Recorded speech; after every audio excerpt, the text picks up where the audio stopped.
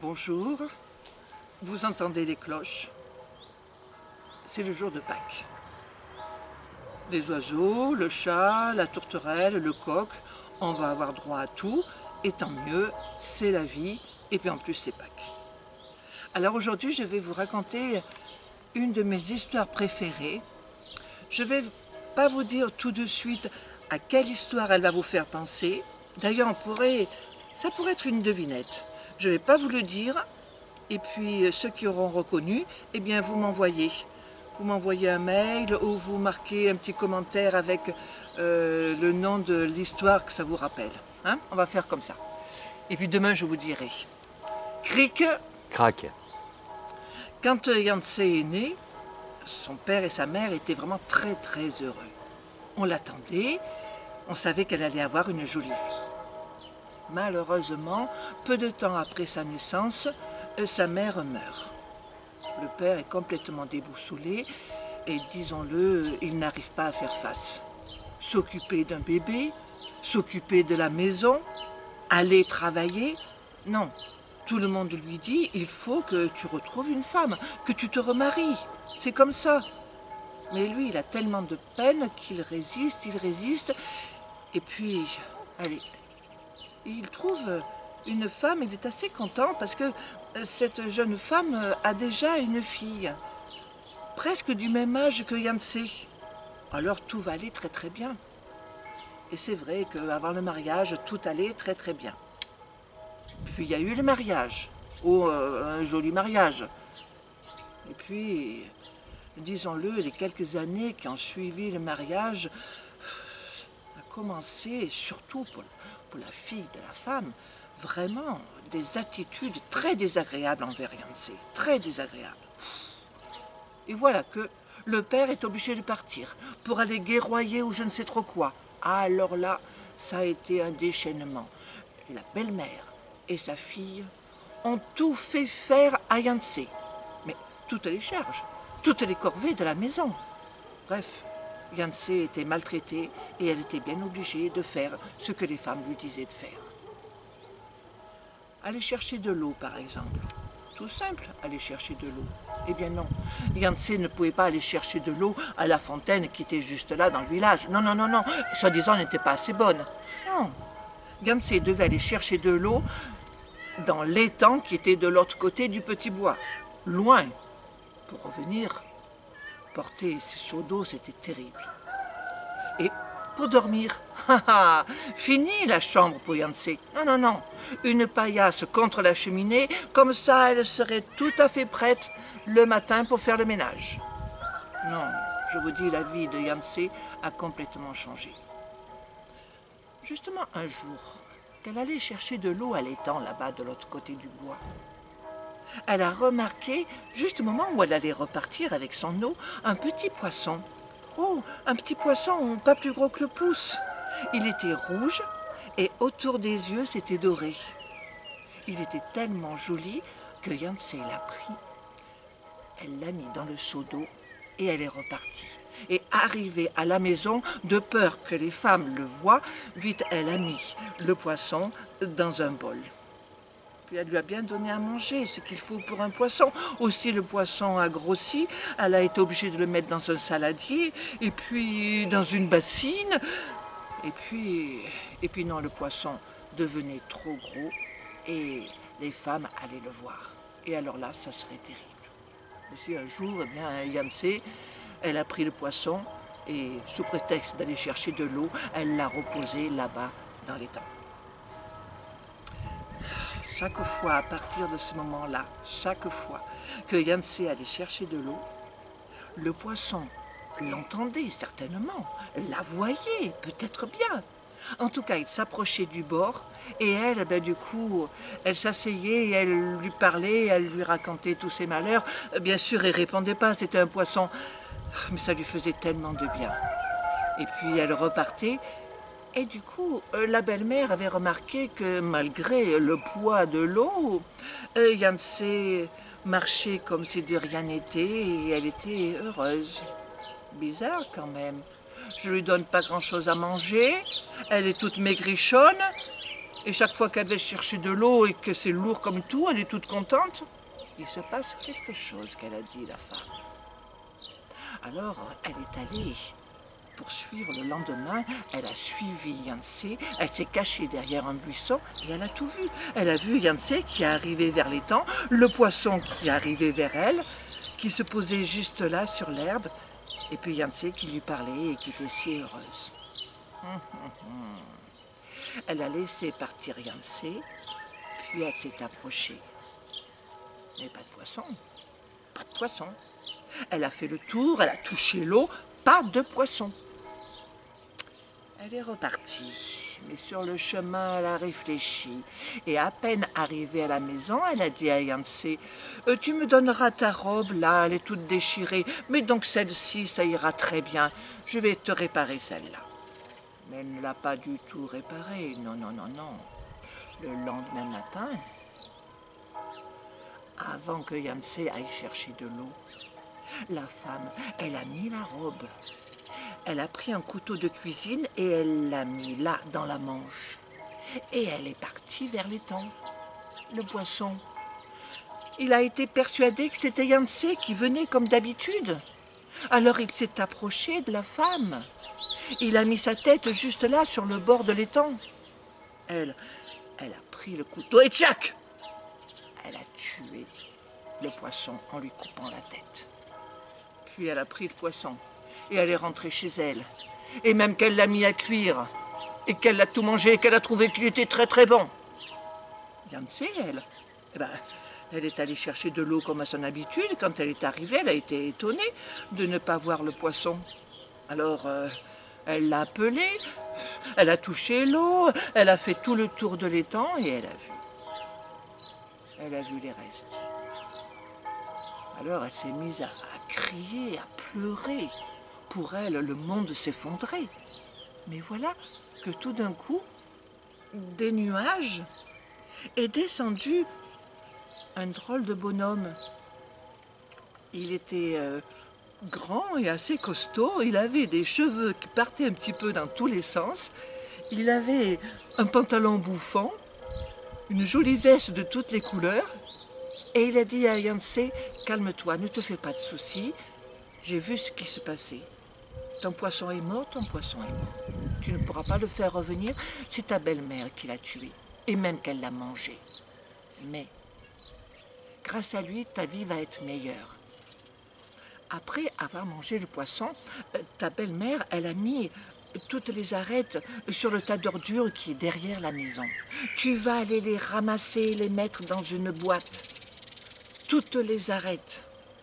Puis tu vas cacher cette boîte, que personne ne la voit, que personne ne sache où elle est. Et quand tu auras envie de quelque chose, quand tu auras besoin de quelque chose, eh bien tout simplement, tu prendras la boîte et puis tu diras « Arrête, petites arêtes, donnez-moi » et tu diras ce que tu veux et tu auras. Très bien. Yancey est arrivée à la maison immédiatement. Elle est allée derrière et elle a ramassé toutes les arêtes comme avait dit l'homme. Elle les a mis dans une boîte. La boîte, elle l'a cachée dans le couloir, dans le mur, derrière une pierre. Aussi, c'est vrai qu'elle l'a utilisée, surtout parce qu'elle avait de moins en moins à manger. Alors elle demandait souvent « Arrête, arrête, est-ce que je peux avoir un beau morceau de pain avec du chocolat, avec du fromage, avec n'importe quoi ?» Et du coup, elle avait des forces et ça allait. De temps en temps, elle demandait « Arrête, arrête, est-ce que je pourrais avoir une ou deux barrettes ?» Mais pas plus, parce qu'elle les aurait mis quand? Les deux bonnes femmes les auraient vues. Voilà qu'un jour, à la maison, les deux femmes s'activent. Elles rient, elles s'amusent, elles ont envie de se faire belles. Yancey dit « Pourquoi vous faites tout ça ?»« Mais ma pauvre Yancey, mais tu es à côté de tout. Tu sais bien que demain, c'est la fête de la caverne. Nous y allons. Mais toi, inutile de nous demander d'y aller. Tu n'iras pas. Il y a assez de travail dans le jardin. Tous les arbres fruitiers, il faut les désherber. » La fête de la caverne. Elle en avait tellement envie, Yancey. C'est la seule fête qui se passe dans la région. Tout le monde se retrouve. On danse, on chante, on mange bien, on rit, on fait des rencontres. Et elle, il va falloir qu'elle désherbe. En tout cas, les deux femmes se font belles et dès le lendemain, elles partent en riant et en laissant Yancey dans le jardin. Yancey se dépêche. Elle court vers le couloir. Elle enlève la pierre, elle prend la boîte. Arrête, arrête. Est-ce que je pourrais avoir une belle robe, une robe avec des plumes blanches? Est-ce que je pourrais être bien coiffée et avoir des barrettes avec des perles? Est-ce que je pourrais avoir des souliers en or? Oui, des petites chaussures en or. Oh, arrête, arrête, s'il vous plaît. Et elle a exactement tout ce qu'elle a demandé. Elle va aussi vite qu'elle a eu jusqu'à la fête des cavernes. Et là, quand elle rentre, il y a tout le village et même les gens de la ville d'à côté. Mais qui est cette princesse? Immédiatement, on vient lui tenir compagnie. On danse avec elle. On rit, on chante. Elle passe une bonne soirée, mais elle est méfiante. En effet, sa demi-sœur et sa belle-mère sont sans cesse là en train de la regarder. Mais qui c'est cette belle jeune fille? Mais elle a un petit peu des airs de Yancey. Mais non, comment veux-tu, Yancey? Elle est dans le jardin en train de désherber les arbres. Bizarre quand même. Un peu plus tard, Yancey se fait du souci. Elle va être démasquée. Aussi, elle préfère partir. Et elle se dépêche, elle part en courant. Certainement un peu trop vite. Et elle perd une chaussure. Elle n'a pas le temps de retourner pour la récupérer. Elle s'en va bien vite. Elle va immédiatement dans le jardin, bien sûr habillée en jeune fille normale qui fait le jardin. Et elle s'endort contre un arbre. Les deux femmes la suivent. Ben non, tu vois bien, c'était pas Yancey, elle dort. Elle doit dormir depuis un bon moment que je vois que l'herbe est toujours là. Très bien. La chaussure en or. Mais qu'est-ce qu'elle est devenue? Eh bien, ce soir-là, cette nuit-là, il y a un homme, au moment de partir, il a vu la chaussure. Et il l'a ramassée. Mais qu'elle est belle, cette chaussure. On dirait qu'elle est en or. Elle est légère, elle est fine, elle est petite. Demain, c'est jour de marché, je vais la vendre. Et il est allé la vendre, et il l'a bien vendue, il était assez content. Il l'a vendue à un ami du roi. Quand il a eu en possession cette magnifique chaussure, immédiatement il est allé au palais du roi pour la faire voir à son ami. Le roi a pris la chaussure, mais à qui peut-elle être? Mais elle est si fine. À une jeune fille qui ne peut être qu'une princesse avec un pied aussi petit, aussi fin. Garde, allez chercher cette jeune femme. Vous allez aller dans tout le royaume et vous cherchez. Prenez la chaussure et allez-y. Vous faites toutes les maisons. Et les gardes font toutes les maisons. Font essayer la chaussure. Tout le monde se précipite et la chaussure ne va à personne. Trop étroite, trop petite, ça ne va jamais. Sur le chemin du retour, ils sont bredouilles, il fait chaud, ils ont soif. Ils s'arrêtent à la maison de Yancey. Ils frappent, il n'y a personne. Yancey est dans le jardin et les deux femmes sont allées papoter avec la voisine. Ils ont trop soif. Ils rentrent à l'intérieur de la maison. Ils se servent à boire. Et en buvant, il y a un des gardes qui voit quelque chose qui brille sous la paillasse qui est là devant la cheminée. Il s'avance, il soulève la paillasse. Vite, qu'est-ce que c'est? Tu as vu, tu as vu? Mais c'est le même soulier, c'est l'autre soulier. Ah là là là là là là là. Mais qu'est-ce qu'il faut faire? Ils n'osent pas le prendre. Ils sont rentrés dans cette maison, il n'y avait personne. Non, non, non, ils posent les verres, ils s'en vont bien vite. Ils arrivent au palais, ils disent tout au roi. Mais le roi leur dit, mais enfin, vous auriez pu rester pour savoir qui habitait dans cette maison. Mais c'est n'importe quoi, vous retournez dans cette maison. Et puis, vous trouvez absolument à qui est cette chaussure. Les deux gardes retournent. Ils frappent, et là, il y a les deux femmes. Les gardes disent, mesdames, nous avons cette chaussure. Est-ce que vous pourriez l'essayer? Il fallait les voir, toutes les deux, à vouloir essayer cette chaussure qui ne leur allait pas du tout, et elles se bousculaient. La mère a fait tomber la fille, n'importe quoi. Mais ne faites pas tant de choses, ont dit les gardes. C'est clair que cette chaussure ne vous convient pas. Est-ce qu'il y aurait quelqu'un d'autre ici? Non, non, non, non, personne. À ce moment-là, la porte derrière les gardes s'ouvre, et c'est Yancy qui arrive, avec son tablier rempli de terre et tout sale, toute mal coiffée. Les gardes disent, ah mais vous habitez ici? Oui. Veuillez essayer cette chaussure. Alors, Yancy essaye et ça lui va parfaitement. Les gardes vont directement vers la paillasse, soulèvent et sortent l'autre chaussure. Et celle-ci aussi est à vous? Oui, oui, oui, elle est à moi aussi. Et attendez-moi. Et Yancy est allée dans le couloir. Elle a enlevé la pierre, elle a pris la boîte. Et elle a dit, arrête, arrête. Habille-moi, fais-moi belle, comme le jour de la fête de la caverne.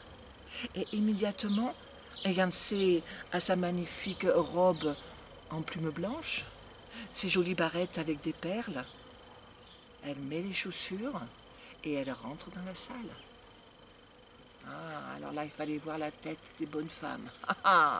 Elles n'étaient pas fières, elles n'étaient pas contentes, mais les gardes, eux, avaient un grand sourire et ont dit, mademoiselle, veuillez nous suivre, je crois que le roi va être content. Et c'est comme ça que Yancy est reparti, avec la boîte, bien sûr. On lui a présenté le roi. Il était fou amoureux quand il a vu Yancy si belle. C'était bien à elle qu'appartenaient ses chaussures, il n'y avait aucun doute. Alors on a préparé le mariage, et un beau mariage. Il paraît que le jour du mariage, il y a d'énormes nuages qui se sont positionnés au-dessus de la maison des deux bonnes femmes. Et que les nuages se sont ouverts et qu'il est tombé sur la maison d'énormes cailloux, d'énormes rochers. La maison a été anéantie et les deux bonnes femmes sont mortes sous les éboulis. Tant pis pour elles. La boîte avec les arêtes a servi encore. Ben oui, vous savez bien, le roi. Alors, bien souvent, il ouvrait, il demandait aux arêtes. Arrête, arrête, je voudrais avoir de nouveaux habits. Arrête, arrête, je voudrais voir. Et puis au bout d'un an, peut-être que les arêtes ont estimé qu'il avait suffisamment. Alors le roi a dit, cette jolie petite boîte avec ses arêtes ne me servent plus à rien. Allez donc l'enterrer là-haut sur la colline. Et c'est ce que l'on a fait. 3 ou 4 ans plus tard, un gamin qui s'amusait en haut de la colline a fait un trou et il a trouvé cette boîte. Bon, il l'a ouverte. À ce moment-là, il y a eu un coup de vent. Et toutes les arêtes sont parties de par le monde. Aussi maintenant, peut-être volent-elles encore autour de nous. C'est pour ça qu'il est toujours bon de faire encore des souhaits. Et surtout en ce moment, souhaitons beaucoup de choses et peut-être bien que grâce aux arêtes de Yancy, nos vœux, nos souhaits vont se réaliser. Alors cette histoire, elle vous a fait penser à quelle histoire? Demain, je vous le dis, c'est promis. À demain. Cric et crac.